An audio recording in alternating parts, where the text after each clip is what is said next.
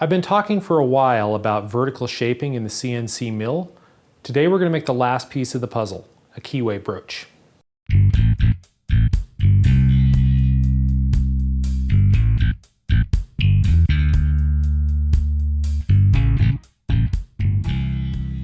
Welcome back to Cloud 42, I'm James.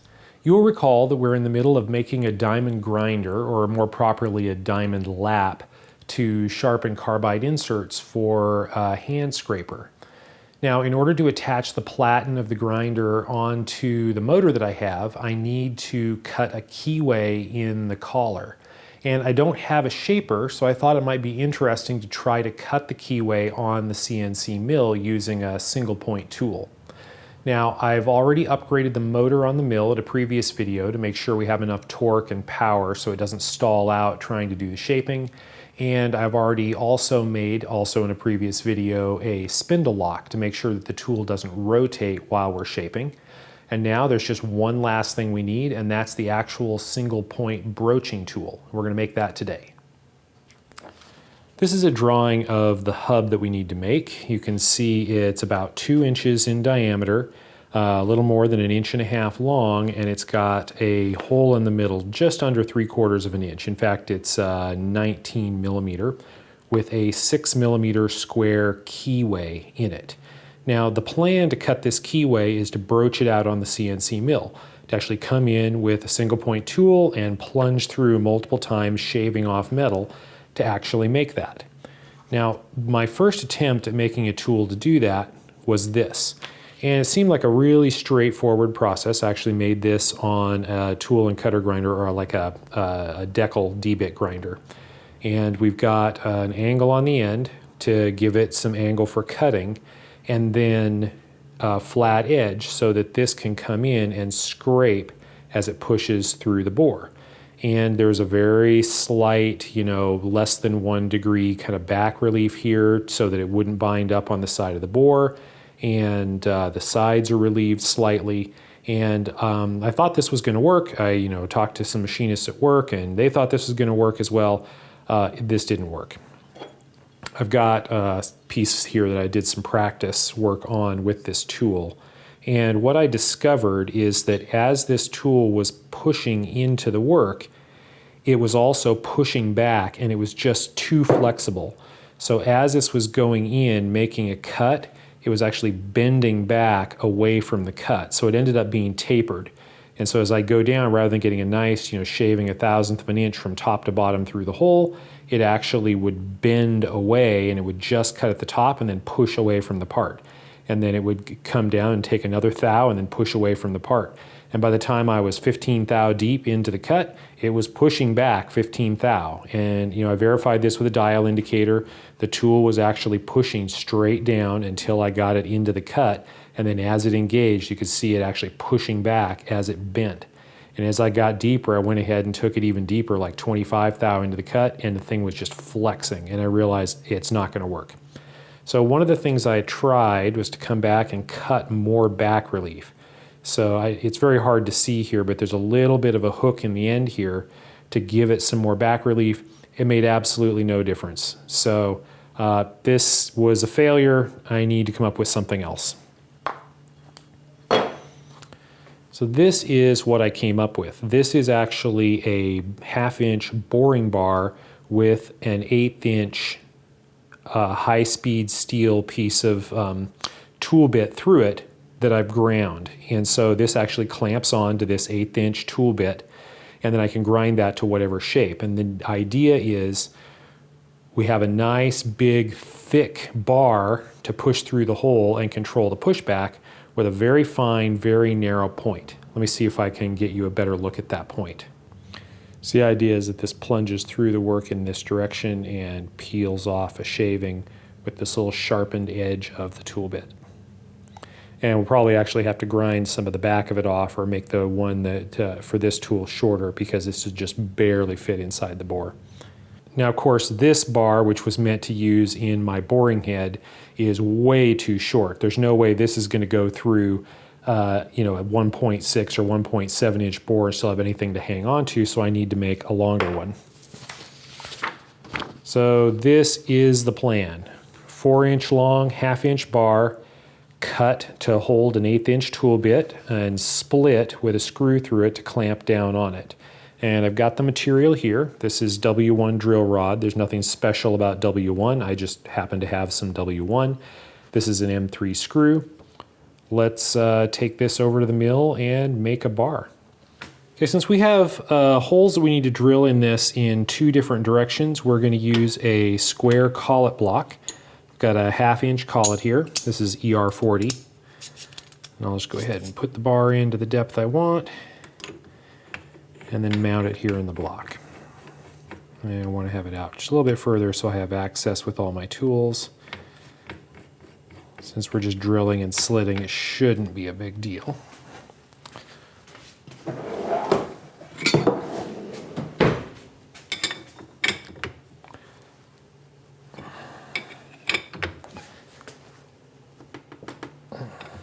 There we go.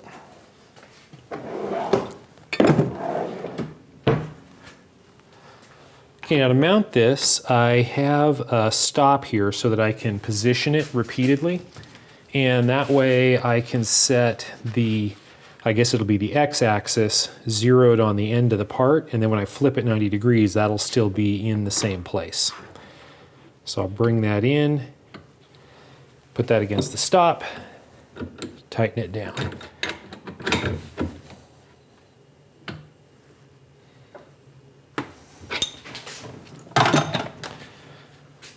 Okay, now I have an edge finder here. Let me find both sides, center up and find the center of the part, and then I'll find this end. And so I'll set my 0 on this end and on the top.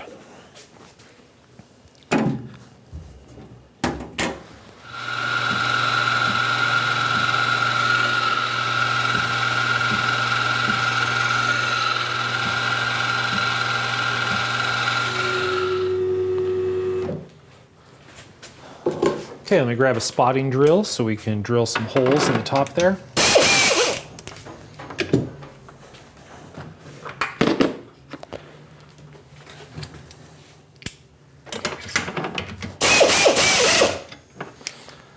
Okay, the first one is in 83 thou from the end. 83 thou, let me just touch that.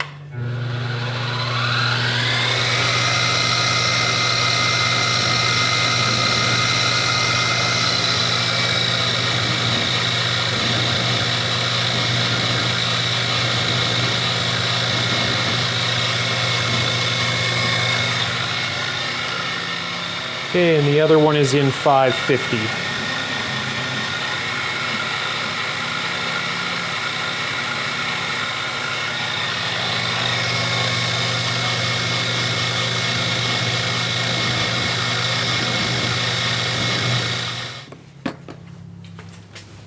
Let me grab a drill chuck.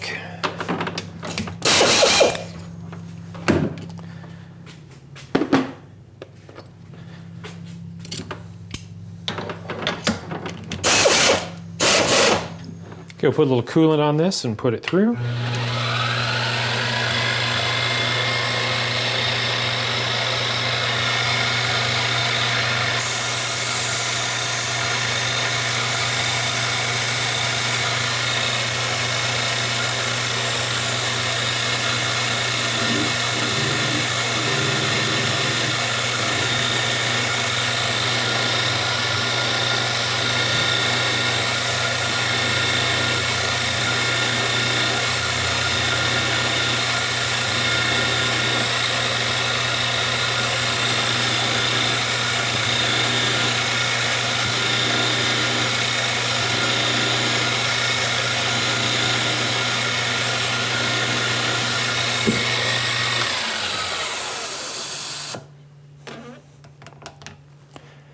Okay, let me switch drills. I think this one's a number 31, and we'll use that to put a hole through to prep for reaming for the 1/8-inch tool bit.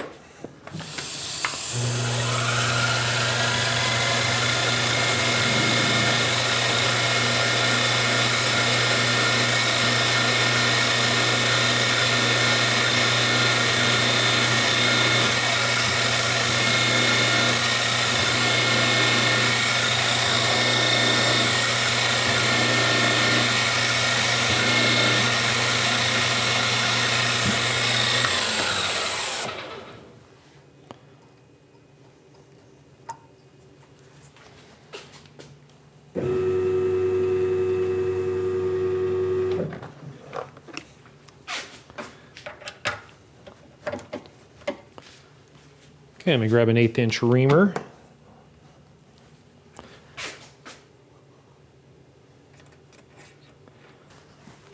Grab some cutting oil and we'll put that through.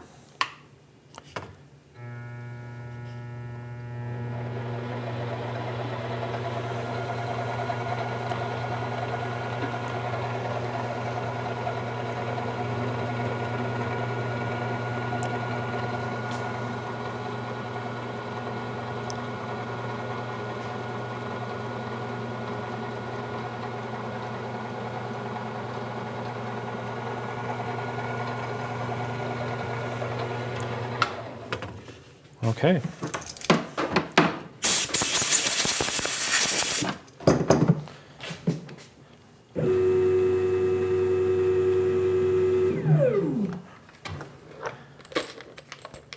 Now, just as a sanity check, I do have an 1/8 inch tool bit here. Let's make sure it fits in the hole. And it does. Beautiful fit. And it doesn't fall through on its own. Perfect. Okay, next let me rotate this. I'll rotate it 90 degrees, which shouldn't require us to change anything. Everything should stay in perfect alignment.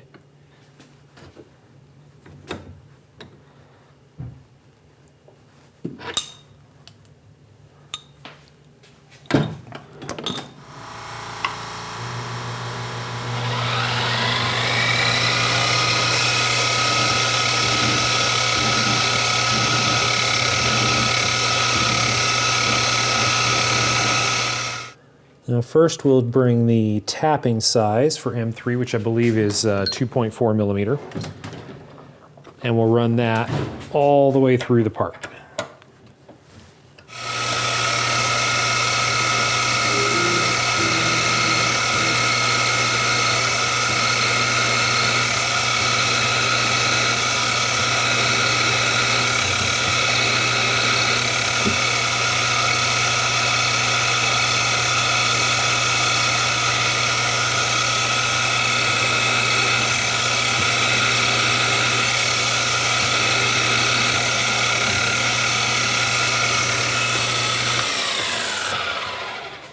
Next we'll want to go halfway through with a clearance hole for an M3 screw, and I selected 3.4 millimeter.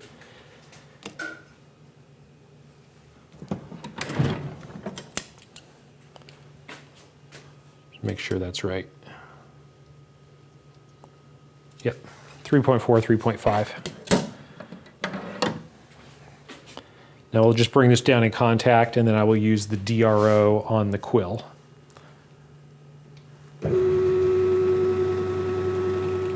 I'll just touch this to start and zero it, and then I'll go 1/4 inch down.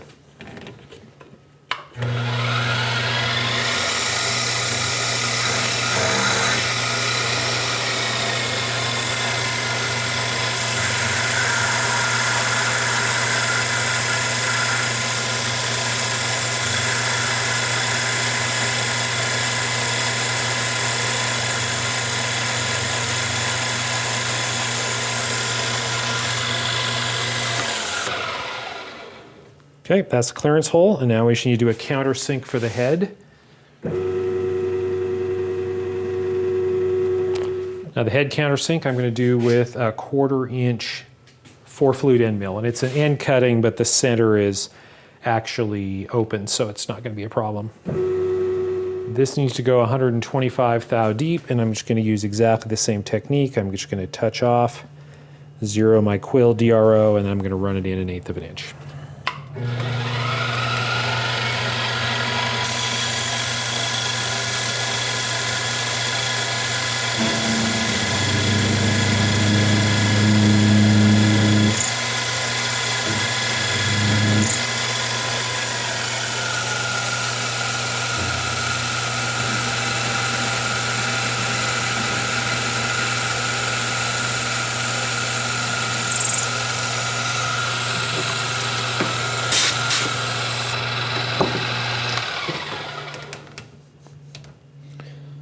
Okay, that looks good.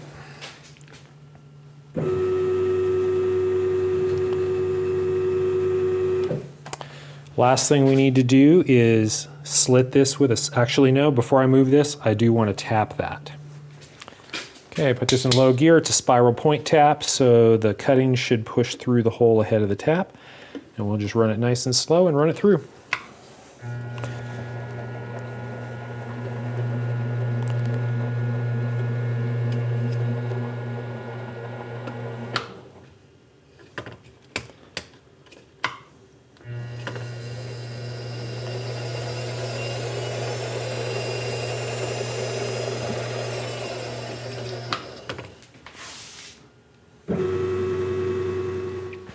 Okay, here's the slitting saw.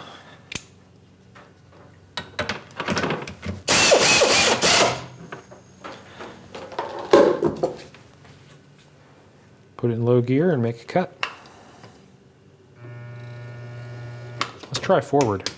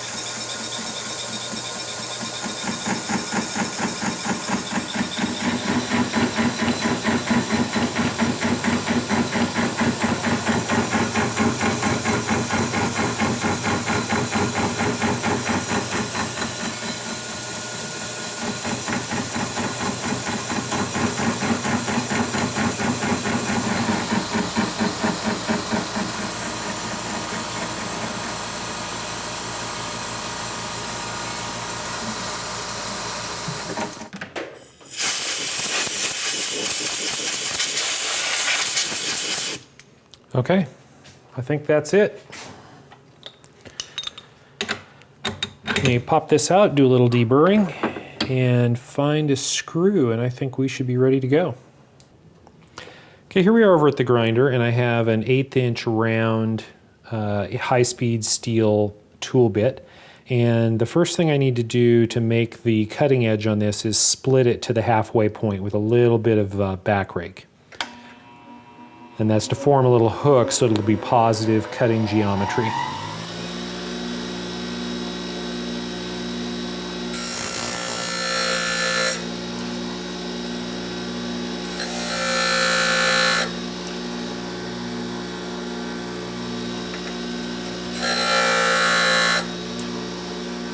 And I got to get it halfway so that the rounded sides of the tool bit will provide the side relief.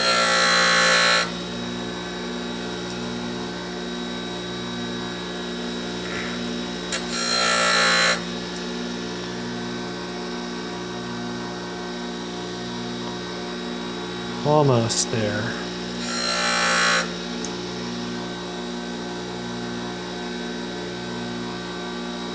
Okay, I think that's that.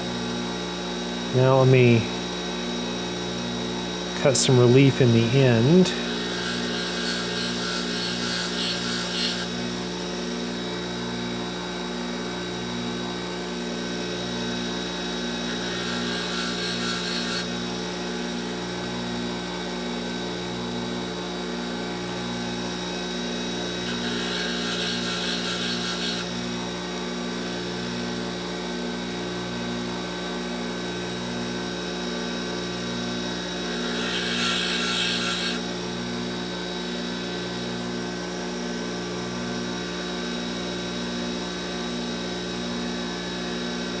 Okay, I think that's that. And then the last thing we need is some relief back on the sides, just so that the cutting tip is the widest point.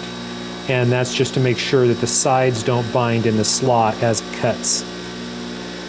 We want to do this slightly below center too, so that it ends up providing the side relief, or at least not making a side relief problem.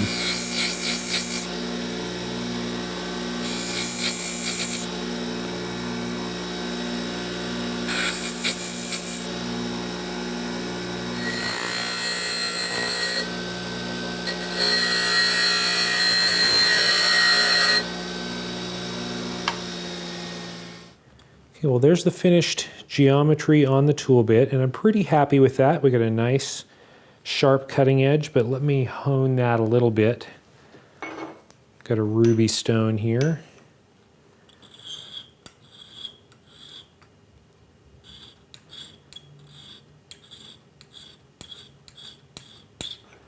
Hone that face, and then hone this face.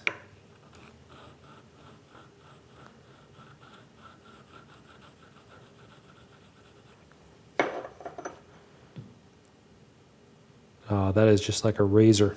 Okay, so we need to cut this off, and I've already scored it on the corner of the grinding wheel. So I will just clamp it in the vise. Get a good hold on that. Bring in my dead blow hammer and see if I can just pop it off. Just like that.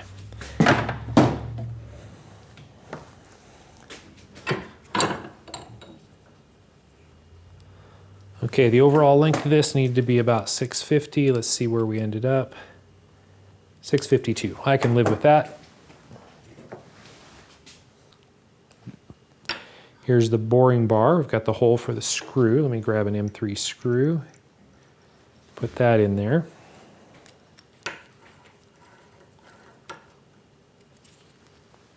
And let's put in the tool bit.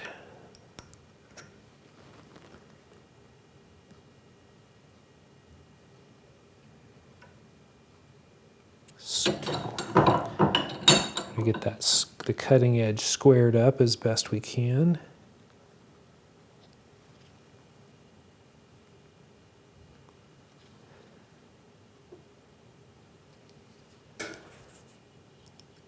And tighten down the screw. And that should be that. Let's do a little push across the vise. Oh yeah, it's raising a chip. I'm happy with that.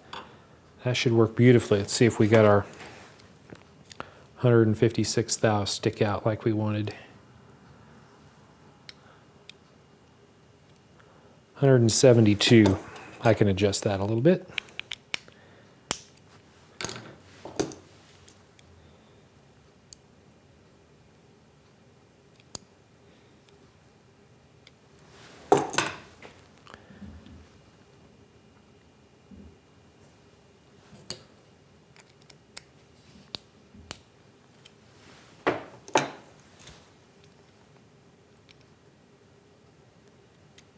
There we go, 156 thou. Well, that's how it turned out. I could not be happier with that. This should work really well for cutting a keyway. We've got a nice, long, solid, rigid broach that's not going to bend under pressure, and a very small, very, very sharp tool bit to actually broach out the keyway. Got a sample here. So again, what this does is this will come in, we'll keep moving it like this under CNC control, going through the part, peeling off material, going back and forth until we get to full depth on the keyway. And it looks like we're going to have plenty of length to do that, and we're going to fit overall inside the bore. Well, that's all for today. Next time we'll turn the hub, set up the CNC program, and actually try to cut a keyway with this thing. If you're enjoying these videos, please give me a thumbs up. Feel free to subscribe to the channel and leave me a comment. I'd like to know what you think. Thank you for watching.